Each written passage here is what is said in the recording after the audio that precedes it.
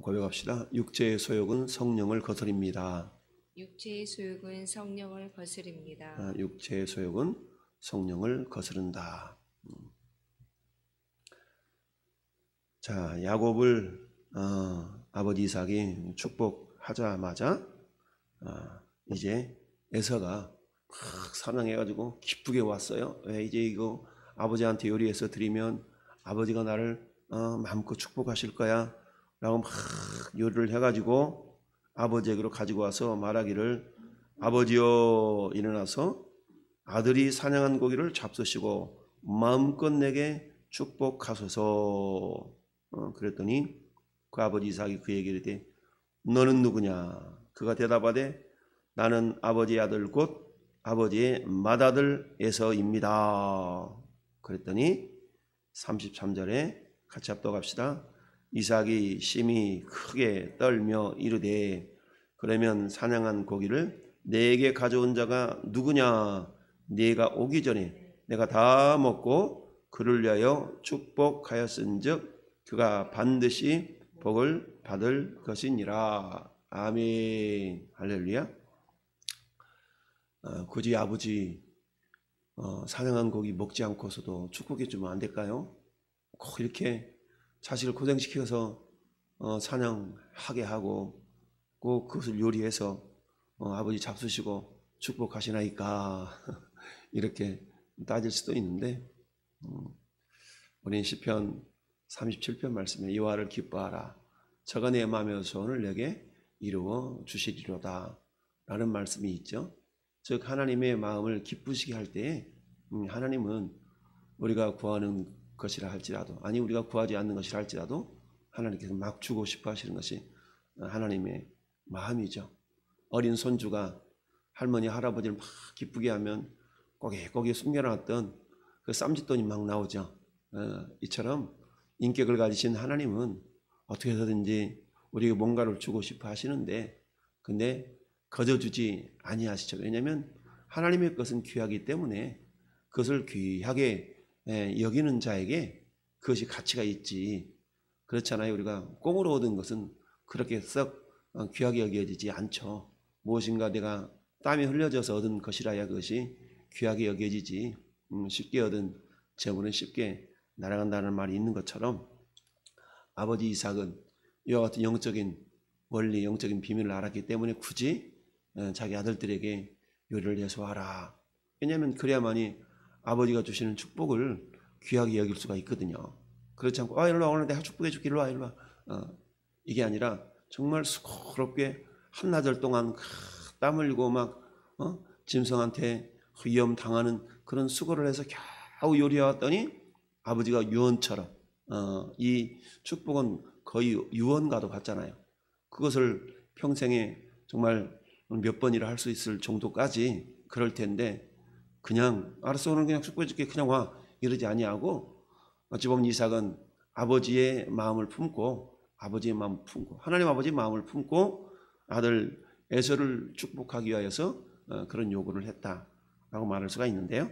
그런데 그 아버지 이삭이 그에게 이르되 너는 누구냐? 깜짝 놀란 거죠. 이미 에서라고 한 야곱이 와서 자기에게 준 요리를 먹고 마음껏 지금 야곱을 축복한 이유였기 때문에 깜짝 놀라지 않을 수가 없었던 것이죠. 그래서 이삭이 심히 크게 떨며 이르되 삼중 강조죠. 얼마나 놀랐으면 이랬겠어요. 심히 크게 떨며 이르되 그러면 사냥한 고기를 내게 가져온 자가 누구냐?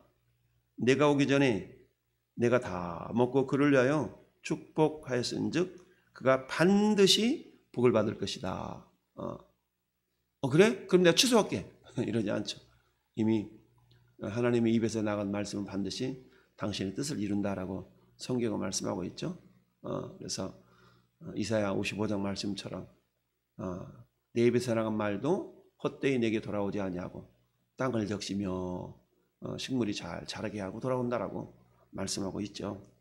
이런 것처럼 한번 축복한 그 축복은 돌이킬 수가 없다.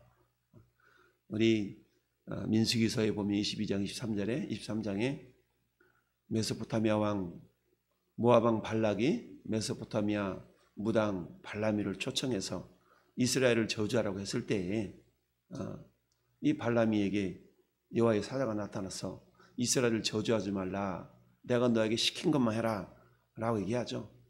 그래서 어때요? 결국 이스라엘 축복하니까 모압 왕 발락이가 뿔따구가 나가지고 내가 당신에게 품삯을 주고 축복하라고 저주하라고 데려왔거늘 축복하냐 그랬더니 발람이가 뭐라고 얘기하냐면 여호와께서 내게 복을 명하였은즉 내가 그것을 금할 수가 없다. 하나님 명한 것을 난 한다 라고 얘기한 장면이 나옵니다. 그러한 것처럼 이 이삭의 축복이라는 것은 결국 아버지 하나님의 권위를 가지고 하는 축복이기 때문에 그것을 취소한다는 얘기는 아버지 하나님의 권위가 땅에 떨어지는 것과 같거든요. 그러니까 이렇게 말할 수밖에 없죠. 그가 반드시 복을 받을 것이니라. 그렇다면 왜 이삭이 심히 크게 떨며 놀랐을까? 왜 심히 크게 떨며 놀랐을까? 그것은 이런 의미가 있습니다.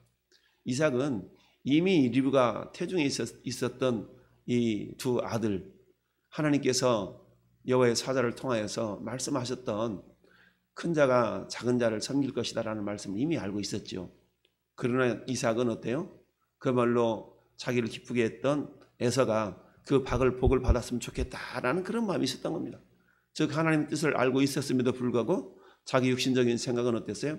육신적인 생각, 이놈이 보니까 참 용맹스럽고 뭔가 남자답고 사내다운 모습이 있다 보니까 이놈이 복을 받았으면 좋겠다라고 어찌 보면 하나님의 어떤 뜻을 거스르는 그런 행동을 했던 자기 자신의 모습이 불현듯 탁 깨닫게 되는 겁니다. 아, 맞아.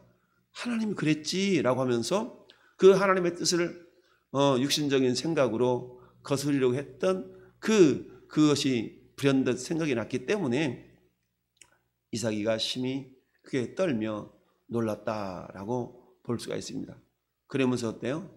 하나님께서 그야말로 그 리브가를 통해 사셨던 그 말씀이 생각이 났기 때문에 자기 아들 이삭에게 비로소 깨달았기 때문에 깨달아지는 순간이 있기 때문에 그걸 다시 어떻게 말할 수가 없고 뭐라고 말해요?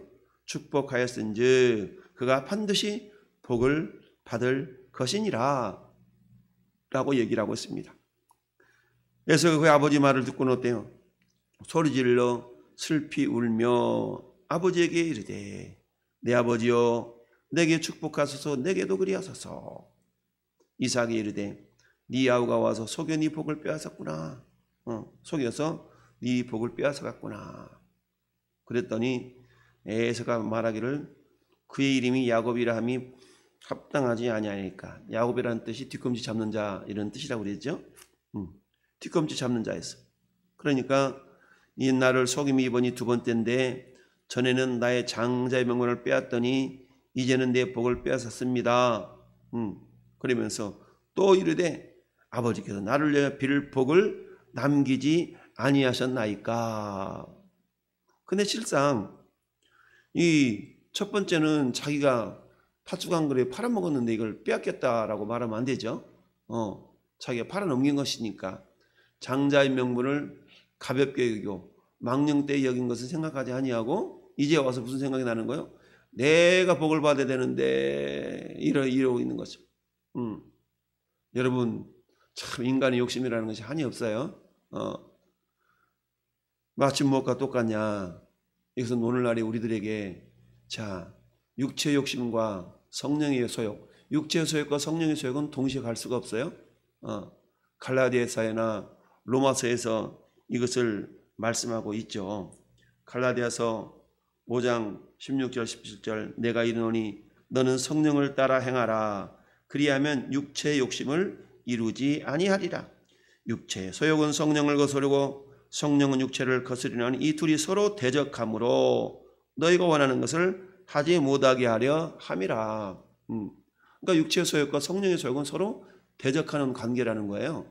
그건 마치 이 말굽 그 자석을 가지고 이렇게 두 개를 대면 서로 밀려나게 되는 것과 같이 동시에 육체의 욕심도 이루고 성령의 원하는 것도 이루고 이럴 수 없다는 겁니다. 그것은 한마디로 말하면 도둑놈 신부하고 똑같다라고 말할 수 있겠는데요. 그것은 이러는 겁니다. 자, 우리는 참 욕심이 있어가지고 세상적인 것도 많이 얻어내고 하나님으로부터 영적인 것도 많이 얻어내고 이런 그런 마음들이 다 있죠. 그러다 보니까 어때요? 한 주간 동안은 전혀 하나님에 대해서는 정말 생각지 않고 자기 욕심 큰 욕심으로 살다가 주일날 와서 어때요? 또 마음껏 복을 받고 싶죠? 그러니까 어때? 이제 한 주간 동안 내내 지 마음대로 살다가 주일날 와가지고는 어때? 주여 내가 왔사오니 복 주시옵소서라고 그러면서 그런 경우가 없지 않아 있죠. 이것은 한마디로 말하면 뭐가 똑같아요? 우리 예수님께서 요한복음 2장에 가나 혼인잔치 사건을 우리에게 비유로 주셨어요. 여러분 그때 포도주가 똑 떨어지니까 마리아가 하인들한테 뭐라고 얘기합니까? 예수께서 뭐라고 그러든지 그대로 하라라고 했더니 예수님이 하인들한테 돌 항아리 6이 있는데 거기에다가 물을 채우라 그랬더니 아구까지 채웠어요. 그랬더니 예수님이 뭐라고 말합니까? 이제 물을 떠다 연회장인데 갖다 주라. 아니 도대체 왜 물을 떠다 주라는 거야? 근데 순종하죠. 그대로 하라 그랬더니 물을 떠다 주는 순간에 물이 변하여 포도주가 되었더라. 여러분 물이 채워져 있지 않았더라면 예수님이 굳이 떠다 주라고 하지 않았을 거예요. 물이 채워지는 모습을 보고 이들의 순종을 통해서 내가 이적을 행하리라 라고 하면서 예수님이 물이 변하여 포도주가 되는 이적을 베푸셨더라. 자, 이것은 뭘 얘기한다고 그랬어요? 돌 항아리가 6개 있다는 얘기는 우리가 매일매일의 삶, 월화수목금토 6일간의 삶에 최선을 다해서 어떻게 해서든지 주님의 말씀을 이루어 드리려고 하는 그런 몸짓, 그런 모습으로 살아가다가 그리고는 어때요? 그 결과를 가지고 주일날 와서 주님 제가 한 주간 이렇게 살았나이다 라고 주님께 마치 물 한 바가지 연회장에게 떠다주는 심정으로 저 앞에 나올 때 주님은 우리의 삶을 받으시고 우리에게 기적의 역사를 예배를 통하여 우리에게 안겨주시는 거예요. 할렐루야. 일주일 내내 지 마음대로 살다가 물 한 바가지 떠가지고 내가 물 떠왔는데 그럴 수 없다는 겁니다. 그래서 어때요? 주일이라는 것은 월화수목금토 6일간의 삶의 절정, 6일간의 삶의 열매를 가지고 주님 앞에 올려드리는 날이 주일이에요. 근데 어때요? 6일간의 삶은 내 마음대로 살고 내 뜻대로 살다가 주일날 와서 복 주세요라고 하는 것은 마치 복과 똑같아요. 그것은 이 에서가 망령되이 여겼던 장자의 명분을 지 마음대로 여기고 있다가 그래도 복은 받아야 되겠기에 아버지 빌 복이 이거 하나밖에 없습니까? 라고 하면서 나에게도 축복해 달라고, 나에게도 축복해 달라고 그러면서 이렇게 얘기하고 있어요. 그러자 이삭이 뭐라고 얘기합니까? 이삭이 에서에게 대답하여 이르되 내가 그를 너의 주로 세우고 그의 모든 형제를 내가 그에게 종으로 주었으며 곡식과 포도주를 그에게 주었으니 내 아들아 내가 내게 무엇을 할 수 있으랴? 에서가 아버지에게 이르되 내 아버지여 아버지가 빌 복이 이 하나뿐이리까? 내 아버지여 내게 축복하소서 내게도 그리하소서 하고 소리를 높여 울었다. 이 울음은 회개의 울음이 아니라 후회의 울음이죠. 회개의 울음이 아니었다. 그러니까 히브리서 기자가 히브리서 12장에 그렇게 이야기하죠. 너희가 아는 바와 같이 그가 그 후에 축복을 이어받으려고 눈물을 흘리며 구하되 버린 바가 되어 회개할 기회를 얻지 못하였느니라. 그러니까 이 눈물은 회개의 눈물이 아니라 후회의 눈물이었다라고 성경은 말씀하고 있습니다. 그래서 저는 여러분들도 마찬가지죠. 세상 축복도 받고 하나님의 영적인 축복도 받고 이루고 싶다는 얘기죠. 이게 우리 인간의 욕심의 모습이죠.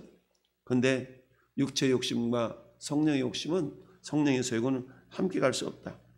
로마서 8장 5절에 육신을 따르는 자는 육신의 일을 영을 따르는 자는 영의 일을 생각하나니 육신의 생각은 사망이요 영의 생각은 생명과 평안이니라. 육신의 생각은 하나님과 원수가 되나니 이는 하나님의 법에 굴복하지 아니할 뿐 아니라 할 수도 없습니다. 육신에 있는 자들은 하나님을 기쁘시게 할 수 없느니라. 그러니 주중 6일 동안의 우리의 삶을 최선을 다해서 어떻게 하면 하나님을 기쁘시게 할까? 그게 뭐예요? 선한 일이죠. 선한 일에 열심을 뿜는 자기 백성 사모시게 하여서 하나님 우리를 구원해냈다라고 디도서 2장 14절에 말씀하고 있죠. 이런 것처럼 하나님은 오늘 본문을 통해서 우리에게 깨닫게 해주시는 것이 뭡니까? 좀 전에 말씀드렸던 것처럼 우리 매일매일의 삶을 어떻게 살아드려야 될 것인가. 평상시에 정말 장자의 명분을 사모해서 정말 그 하나님의 축복을 받아내고 싶도록 쉽게 하여서 사모했던 이 야곱의 그 마음을 하나님은 귀하게 여기셨던 거예요. 물론 하나님께서 하나님의 방법으로 야곱을 축복할 때를 하나님 반드시 이루어 가시겠지만, 그러나 에서는 아버지 이삭은 에서 이놈이 보니까 더 사내답고 하는 일 보니까 이놈이 복을 받아야 되는 건 아닌가? 라고 육신적인 생각을 했다는 얘기죠. 그런데 하나님은 어때요? 이 이삭의 생각이 틀렸음을 결국 이렇게 깨닫게 주신다라는 얘기입니다.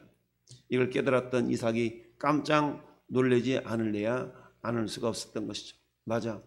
하나님의 뜻은 그거였느냐. 내가 하나님의 뜻을 거스르고 이렇게 내가 행동하려고 했었구나 라는 것을 깨닫는 순간 이삭이 심히 크게 떨며 놀랐다라는 얘기입니다. 우리는 매 순간순간마다 깨어서 하나님이 나를 통해서 행하시고자 하는 것이 뭘까라고 늘 깨어있지 않다 그러면 우리는 자연스럽게 육신의 욕심을 쫓아서 행하는 자가 될 수밖에 없어요. 그러다가 어때요? 주일날에는 와서 하나님 나에게 복을 주세요 라는 그런 마음들이 누구나가 다 있지 않겠어요? 그것은 마치 에서가 정말 상자의 명분을 귀하게 여기지 않다가 아버지가 정말 결정적인 축복을 하시고자 할 때는 내가 받아야 돼 라고 하는 것과 다를 바가 없다라는 얘기입니다. 결국 이 이삭의 축복은 결국 취소될 수 없고 돌이킬 수 없는, 이미 한번 선포된 그 하나님의 축복은 그대로 이루어지는 것이기 때문에 그렇다라는 이야기입니다. 사랑하는 성도 여러분, 자, 오늘 하루도 우리의 삶을 한번 돌아볼 수 있기를 바랍니다. 우리가 육체의 소욕, 성령의 소욕, 매 순간순간마다 갈등 속에 있죠. 그래서 오늘 벌써 또 수요일이 되었네요. 수요일, 하나님 오늘 수요 예배가 있는 날인데 어떤 사람은 예배가 있는 것인 줄도 모르고 육체의 욕심을 쫓아 살아가다가 지나간 후에 오늘 수요일이었어? 이런 사람도 있겠고, 맞아 오늘 8시에 예배가 있지 라고 그 예배를 중심으로 생각하면서 하루 일정을 이렇게 잡는 사람도 있겠고, 다양하죠. 다양해. 하나님은 우리의 생각과 우리의 행동과 우리의 말을 보시고 역사하시는 하나님이시다. 하나님 앞에 우리의 모습을 잘 보여드림으로 말미암아 하나님께서 내가 저자를 축복하지 않으면 안 된다 라는 그런 하나님의 마음이 흡족한 그런 믿음의 사람, 오늘도 하나님께서 기뻐하심을 따라서 복을 주시고 싶어하시는 그런 사람이 되기를 예수님의 이름으로 축원을 드립니다. 아멘.